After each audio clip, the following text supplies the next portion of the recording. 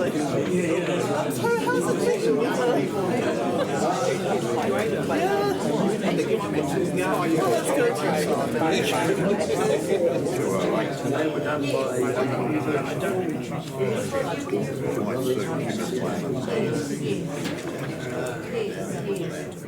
Thank you so much for coming. This is a really special event. It's really about commemorating strikes in these 70s and 80s and the massive amount of strikes that occurred back then. I think it was something really special. Welcome everyone.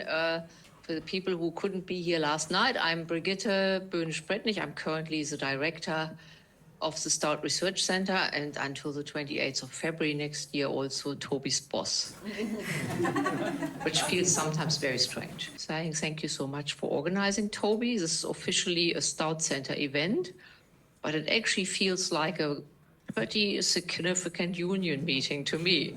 So I'm going to learn a lot this afternoon, and I hand over to Toby, and who is of course our JD Stout Fellow 2025. And this is a great project, and we are really, really grateful that you organized this event. I wish you all a wonderful afternoon.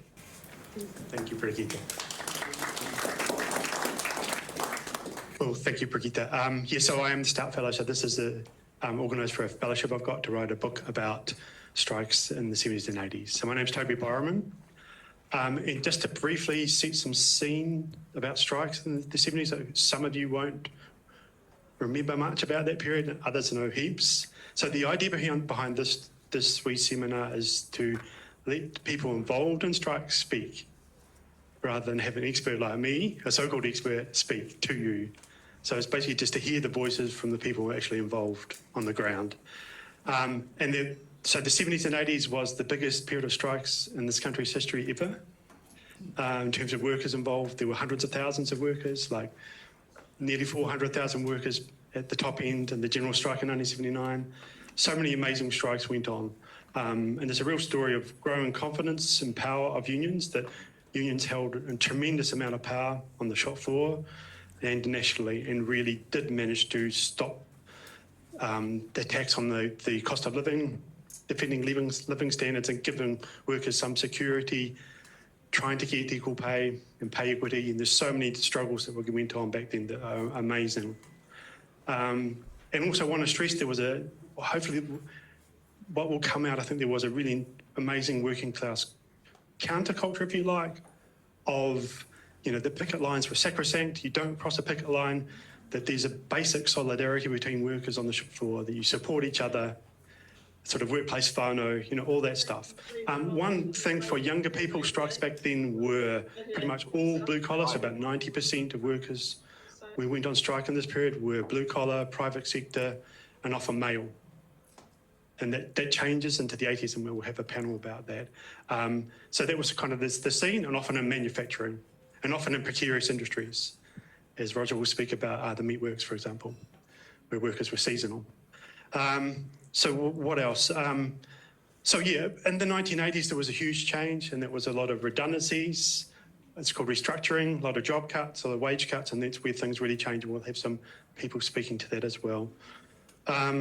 And just some basic context, there were about 300 unions at its peak in the 1970s. There was a union for each occupation, right, back then. And some unions did not have a culture of striking at all, but that changed as well for many unions. And so we're not going to cover all strikes. There were so many strikes. There were literally thousands of strikes in this period. And we're just going to have a selection of them, and hopefully they're representative of major trends. So for people involved at that time, like we have the car industry in Wellington, that will be an example of sort of industrial organising, more sort of rank and file organising, and that type of thing, fighting restructuring, and so forth. And each strike will go into hopefully be an example of wider trends. And please speak up. We'll have discussion at the end of each wee session. So if something's been left out and you want to add something, please add it. But time will be short, so we'll have to move quickly. So discussion will be a bit limited, and we won't cover everything. Sorry. So that's my apology for the day. There will be heaps left out and heaps left unsaid, but hopefully this will be really useful. And also, I want to acknowledge that so many people have passed away from this period. The majority of people that you or your comrades and union members. And I just want to acknowledge all the people who have passed and moved on. Yeah, and finally, so I'll put some posters up. Mary has done that. Thank you very much, Mary. And yeah, thank you for all the help and support that people have given me to make this possible. From the LHP is supporting this as well, from the Stout Centre, and it just had heaps of support when I was a lecturer as well, with the Marsden Fund. So yeah, please look at that during the afternoon tea break.